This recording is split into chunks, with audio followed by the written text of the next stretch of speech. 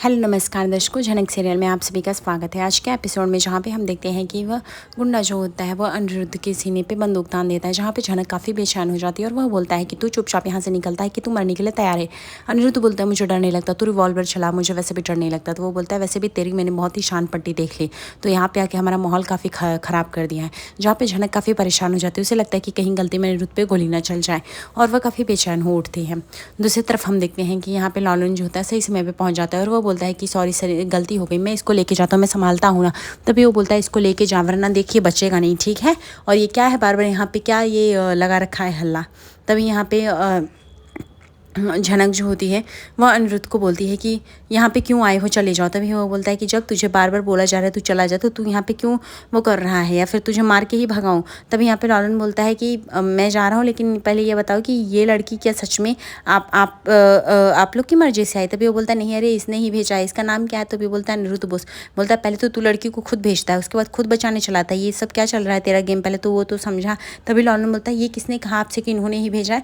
तभी बोलता है ये हमें पता चला है हमारे सोर्सों से। तभी वहाँ पे झनक आती है, बोलती बस बहुत हो गया ड्रामा, अभी अब तुम लोग यहाँ से चले जाओ। तुम लोग ये समझते क्या हो, लड़कियों को क्या खिलौना समझ लेते हो। जब देखो जहाँ जिस पार्टी में आते हो और उससे बदतमीजी करना स्टार्ट कर देते हो, हमारा शो खराब कर रहे हो तुम। तभी अनिरुद्ध बोलता है झनक ये सब तुम क्या बेवकूफ़ी कर रही हो, पहली बात तुम्हें यहाँ पे किसने लाया वो बताओ, और तुम बार बार ये क्यों बोल रहे हो कि मैंने तुम्हें ऐसी जगह पे भेजा है, जब मैं बोल रहा हूँ मैंने तुम्हें नहीं भेजा। तभी झनक बोलती मुझे कुछ नहीं सुनना, मैंने बोल दिया यहाँ से चले जाओ, तो दैट मीन्स चले जाओ। तभी अनिरुद्ध बोलता है ठीक है झनक, मैं जा तो रहा हूँ, लेकिन मैं फिर याद रखो मैं वापस आऊँगा और मैं अब तुम्हें साथ लेके जाऊँगा अगर वापस आऊँगा।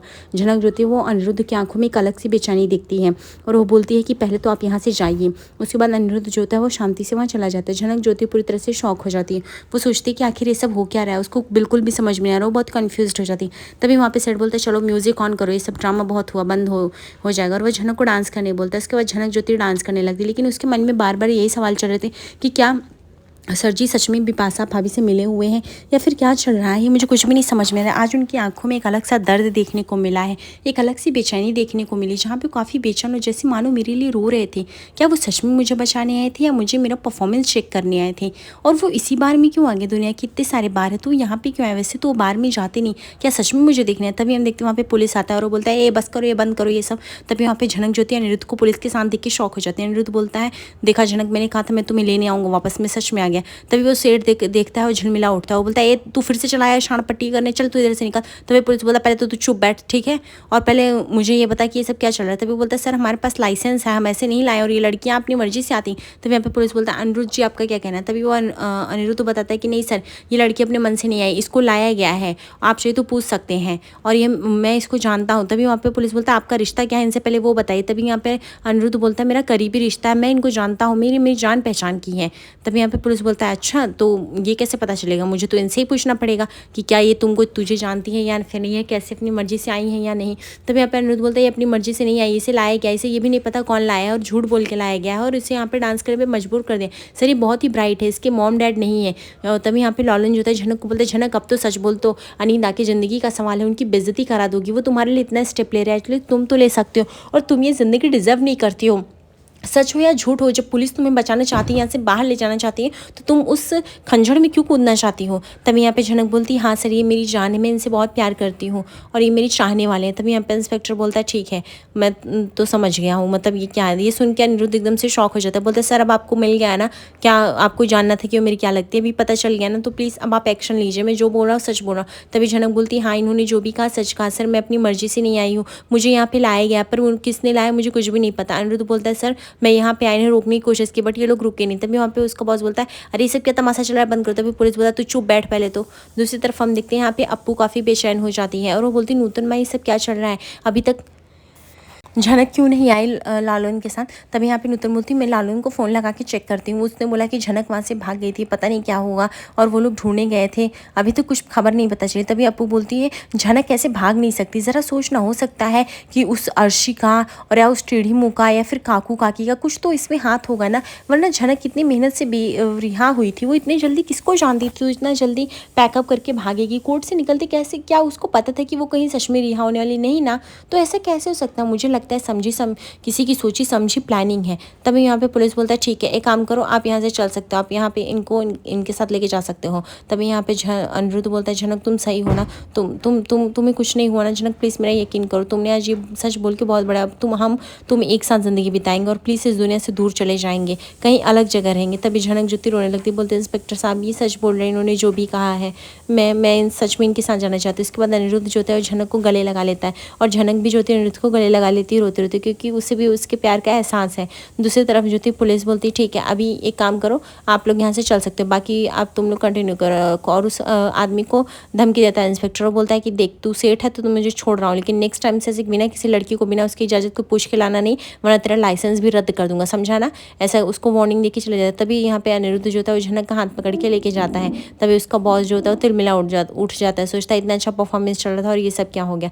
दूसरी तरफ अप्पू जो थी वो झिमली को बताती है कि कुछ तो गड़बड़ है, तुझे नहीं लगता कि इसमें किसी का हाथ है, वो बिपाशा टेढ़ी मुँह या किसी और का हाथ है, मतलब हो सकता है बिपाशा, उसका पापा क्या नाम था, वो भी तो कुछ कर सकता है ना। उन लोग की कुछ बात चल रही थी, काम करो माँ को फ़ोन लगाओ मेरे।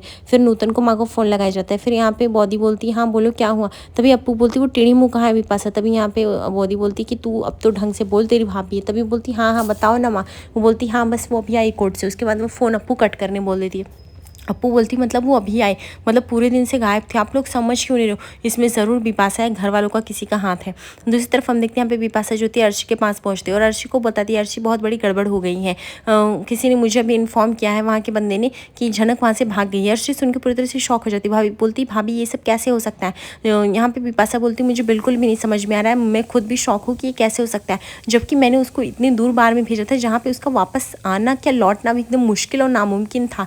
लेकिन अभी एक लड़की ने बोला कि वहाँ पे लालन और अनिरुद्ध भी पहुंचे थे और वहाँ पे पुलिस भी आई थी, जिसकी वजह से वो लोग झनक को रिहा कर दी। इसमें इन लोगों ने पुलिस को फिर से इन्वॉल्व कर लिया और यहाँ पे इन लोग की कमिश्नर की भी पहचान, तो ये लोग कुछ भी कर सकते हैं। मुझे समझ में नहीं आता झनक वहाँ से जा कैसे सकती है। अर्शी बोलती भाभी इतना बड़ा प्लान फिर से कैसे फेल हो सकता है, कहीं झनक ने ही तो इन लोग को कहीं झनक ने अनिरुद्ध को कॉल करके वहाँ पे तो नहीं मिला, क्योंकि अनी को जहाँ तक मैं जानती हूँ कभी किसी भी बार वगैरह में नहीं जाता है। बिपाशा बोलती हो सकता है, झनक बहुत चालाक है, कर सकती है ये सब।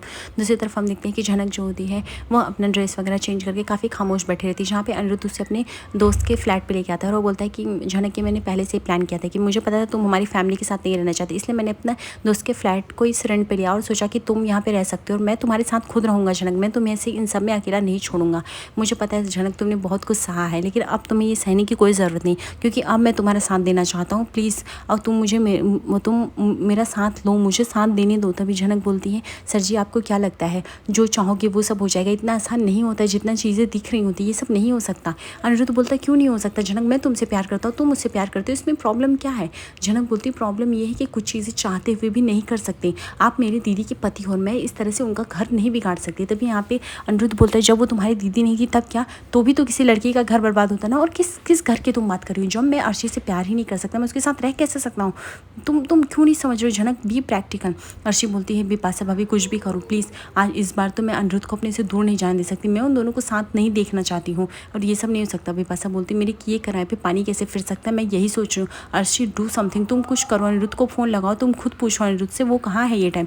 अर्शी बोलती मैं कैसे फ़ोन लगाऊंगी, मैंने उसका फ़ोन ट्राई किया बट उसका फ़ोन स्विच ऑफ आ रहा है, मैं क्या करूँ, मुझे खुद भी नहीं समझ में आ रहा है। बिपाशा बोलती है मैं अभी काकू काकी को जाके एक तलाक करती हूँ, लेकिन अर्शी प्लीज़ तुम सोचो, तुमने पहले भी तो कितनी बार अनिरुद्ध को बार झनक से वापस खींचा है, तुम इस बार भी कर सकते हो, डू समथिंग ना। अर्शी बोलती है मुझे वो सब करने का काम मन नहीं करता भाभी, वो सब अगर इस बार अगर झनक और वो एक हो गए तो मैं घर छोड़ के चले जाऊँगी।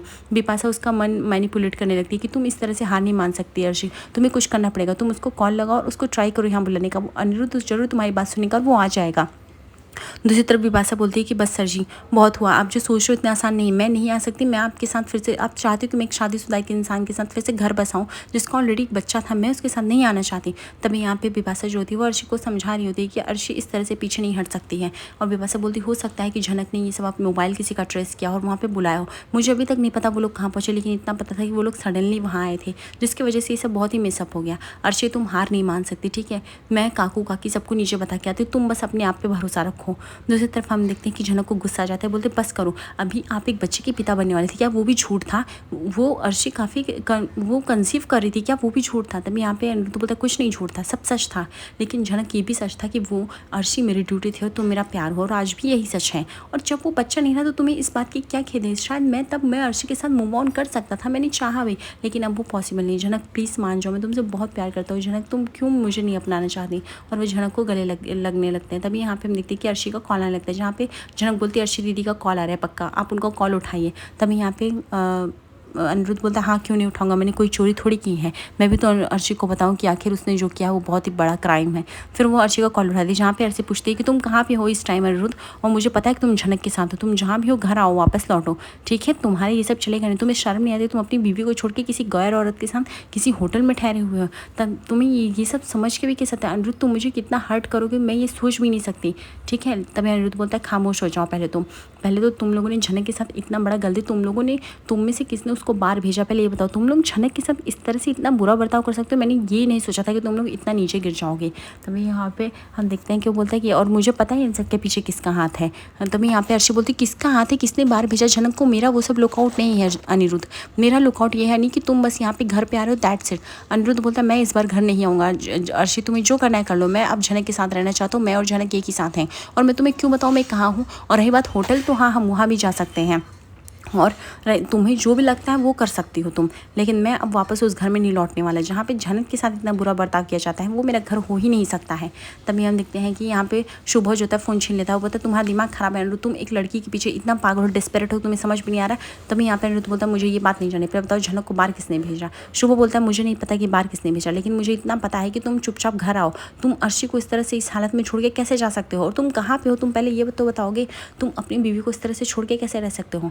तभी यहाँ पे अनिरुद्ध बोलता है वैसे आप मत बताओ, लेकिन मुझे पता है इन सब के पीछे बिपाशा यानी मेम साहब का हाथ है, जिसने ये सब किया। लाल ये सब सुन के एकदम से शॉक हो जाता है। बिपाशा बोलती मैंने कुछ भी नहीं किया, वो झनक झूठ बोल रही है, वो एक नंबर की झूठी लड़की है, मैं ये सब कभी नहीं कर सकती। तभी अनिरुद्ध बोलता है झनक जिस अवस्था में मुझसे पूछ भी नहीं सकता क्या सही क्या गलत, लेकिन मुझे पता है ये सब में तुम्हारा हाथ है। ये सब सुन के छोटान जो होता है वह बिपाशा की क्लास लेने लगता है। बोलता है बिपाशा मुझे पता था इतनी हद तक नीचे तुम ही गिर सकती हो, जिस लड़की ने तुम्हारा साथ दिया तुमने उसको एक बार में भेज दिया, सच में तुम इतनी कैसे गलत हो सकती हो? लाल तो सच ही कहता था कि तुम्हें जो एक हफ्ते तक उसने घर में रहने दिया, मुझे लगता है अभी उसको धक्के मार के निकाल देना चाहिए, क्योंकि तुम इस घर में रहने के लायक ही नहीं हो। तभी बिपाशा बोलती हूँ मुझे झूठ बोल रही है, मैं सच बोल रही हूँ। लाल क्या तुम्हें लगता है मैं इतना नीचे गिर सकती हूँ, मैं ये सब कर सकती हूँ? लाल प्लीज़ मेरा यकीन करो। तभी लाल बोलता बस करो, तुम कितना गिर सकते हो क्या कर सकते हो मुझे सब पता है, वैसे भी तुम इस घर में रुकने वाली नहीं हो अब ज़्यादा दिन।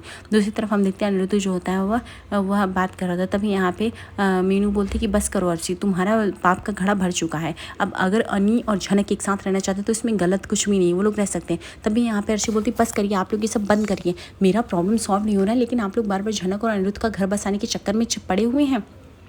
आप लोग को ज़रा भी फ़र्क पड़ता है कि नहीं? तभी छोटा आप मेरी शादीशुदा ज़िंदगी में इंटरफेयर करना बंद कर दीजिए, ठीक? अनिल तुम चुपचाप यहाँ पे आ रहे हो या फिर मैं पता लगाऊँ? मुझे 1 मिनट लगेगा ट्रेस करने में कि तुम कहाँ हो। अनिरुद्ध बोला तुम ट्रेस करो ना, मैं कहाँ हूँ, एक काम करो मुझे वहाँ आने की ज़रूरत नहीं, अगर तुम्हें आना है झनक से मिलना तो तुम झनक के आप पास आ सकते हो, मेरे पास आ सकते हो, लेकिन सॉरी मैं वहाँ पर वापस नहीं आना चाहता। आज रात के एपिसोड में हम देखेंगे जहाँ पे अर्शी जो होती है वह अनिल के लोकेशन में पहुँचते हैं और वह अनिल से बदतमीजी करती है कि तुमने उसके साथ ठीक नहीं किया, तुम्हें इसकी भरपाई चुकानी पड़ेगी। जहाँ पर अनिरुद्ध बोलता है अब मैं झनक के साथ रहूँगा, दैट्स फाइनल। दूसरी तरफ हम देखते हैं यहाँ पे अर्शी जो होती है स्लीपिंग पिल्स खा के लेटी हुई रहती है, जहाँ पे बिपाशा देखती है और वो घबरा जाती है। उसके बाद वो चिल्ला के घर में शोर कर देती है। आगे एपिसोड से बने दोस्तों लाइक और सब्सक्राइब करें फॉर मोर अपडेट्स। धन्यवाद।